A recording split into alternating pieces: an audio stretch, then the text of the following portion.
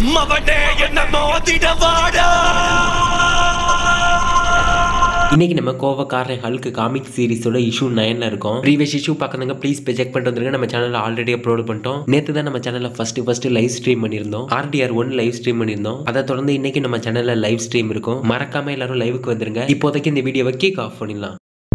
இந்த இடத்துல கேள்வி என்னன்னா, இந்த நிலைமையில இப்படிப்பட்ட ஒரு நிகழ்வுக்கு அப்புறம் இந்த பிரபஞ்சம் உயிரோட இருக்கணுமா இல்லையா, இதுக்கு என்னதான் பதில் அப்படின்னு வாட்சர் அந்த பிளானட்ல நடக்கிற தாருக்கும் ஹல்க்குக்குமான சண்டைய ஸ்பேஸ்ல இருந்து பார்த்துட்டு தனக்கு தானே கேள்வி கேட்டுக்கிறாரு. அப்போ நம்ம ஹல்க்குக்கும் தாருக்குமான சண்டை கொஞ்சம் கூட குறையாம ரெண்டு பேரும் ஒருத்தர் விட்டு கொடுக்காம ரெண்டு பேரும் அவங்களோட முழு வெறித்தனத்தை பயன்படுத்தி ரெண்டு பேரும் மாத்தி ஒருத்தர் தாக்கிட்டு இருக்காங்க. அப்போ அந்த இடத்துக்கு வந்த மத்த சூப்பர் ஹீரோஸ் இங்க நடக்கிற சண்டையை பாக்குறாங்க. அப்போ அந்த இடத்துக்கு வந்த ஆஸ்கார்டை சேர்ந்த பெட்டா ரேபிள்னு சொல்லப்படுற தார் கிராப் அங்க வந்து மத்த சூப்பர் ஹீரோஸ் எல்லாரையும் தடுத்து நிறுத்தி ஹல்க்குக்கும் தாருக்கும் நடக்கிற பயங்கரமான சண்டைக்கு நடுவுல மத்த சூப்பர் ஹீரோஸ் யாரையும் உள்ள போக விடாம தடுத்து நிறுத்திடுறாங்க. அப்போ அங்க நடக்கிற சண்டையை பார்த்ததும் வாண்டா இங்க என்ன நடக்குது அப்படின்னு எனக்கு சுத்தமா புரியல. ஹல்க்கு கையில தாரோட சுத்தியல் இருக்கு, தாரு கிட்ட ஹல்கோட பவர் இருக்கு. இவங்க ரெண்டு பேருக்கு என்னதான் ஆச்சு, எதுக்காக இவங்க ரெண்டு பேரும் உயிரை கொடுத்து மாத்தி ஒருத்தர் அடிச்சுக்கிட்டு சண்டை போட்டுட்டு இருக்காங்க அப்படின்னு வாண்டாங்க நடக்கிற சண்டையை பார்த்து அங்க என்னதான் நடக்குது அப்படின்னு குழம்பி போயிடுறாங்க. அப்போ தார் கிராப்ஸ் இருந்துட்டு அவங்க கிட்ட இல்ல இது உண்மையான தார் இல்ல, அவர் உண்மையான தாரா அந்த ஹல்கால அவர் எதிர்த்து நிக்க கூட முடியாது. தார் கிட்ட பணிவும் கருணையும் ரொம்பவே அதிகம். ஆனா இப்ப ஹல்க் சண்டை போட்டுட்டு இருக்கிறது தார் கிட்ட இல்ல, தாரை எதிர்த்து ஹல்க் அவர் முன்னாடி வந்து நின்று இருந்தாருன்னா ஹல்கோட இதயத்தை பிச்சு தார் அவர் கையில கொடுத்திருப்பாரு. ஆனா ஹல்க் இப்ப எதிர்த்து சண்டை போட்டுட்டு இருக்கிறது தார் இல்ல, ஹல்க் இப்ப சண்டை போட்டுட்டு இருக்கிறது ஒரு கண்ணாடி கிட்ட. கண்ணாடியை பார்த்து ஹல்க் அவரை எதிர்த்தே அவர் சண்டை போட்டுட்டு இருக்காரு. தீராத வெறி, பல வருஷ கோபம், இதுதான் ஹல்க்குள்ள இருக்கு. இதைதான் ஹல்க்கும் எதிர்த்து சண்டை போட்டுட்டு இருக்காரு அப்படின்னு தார் கிராப்ஸ் ஒரு பக்கம் சொல்லிட்டு இருக்கும்போது இன்னொரு பக்கம் ஹல்க்குக்கும் தாருக்குமான சண்டையில தார் இருந்துட்டு ஹல்கோட ஒரு பாதி கையை உடச்சு அவர் உடம்புல இருந்து தனியா பிச்சு எடுத்துறாரு. நம்ம ஹல்க் வழியில கத்த ஆரம்பிக்க இன்னொரு பக்கம் ப்ரூஸ் பேனரை நீ எந்த இடத்துல ஆரம்பிச்சியோ அந்த இடத்துல போய் முடிக்கலாம் அப்படின்னு சொல்லி ப்ரூஸ் பேனரை கூட்டிட்டு போன ஓடினை ப்ரூஸ் காட்டுறாங்க. ஓடின் ப்ரூஸ் எங்க கூட்டிட்டு போயிருந்தாரு அப்படின்னா நம்ம ப்ரூஸ் எங்க இருந்து இதெல்லாம் ஆரம்பிச்சிருந்தாரோ அதே இடத்துக்கு தான் ப்ரூஸ் ஓடின் கூட்டிட்டு போயிருப்பாரு. நம்ம ப்ரூஸ் இருந்துட்டு ஹல்க் எந்த இடத்துல இருந்து கண்ட்ரோல் பண்ணிட்டு இருந்தாரோ அதே இடத்துல தான் ப்ரூஸும் ஓடினும் இப்ப இருக்காங்க.